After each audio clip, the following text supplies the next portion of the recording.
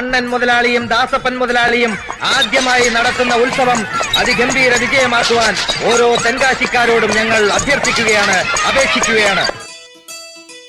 കടമഴിയിൽ കമലദളം നടന്നാൽ പുലരി മഴ. കടമഴിയിൽ കമലദളം കവിളിണയിൽ സിന്ദൂരം. നടന്നാൽ പുലരി മഴ പൂഞ്ചൊടിയിൽ പുന്നാരം.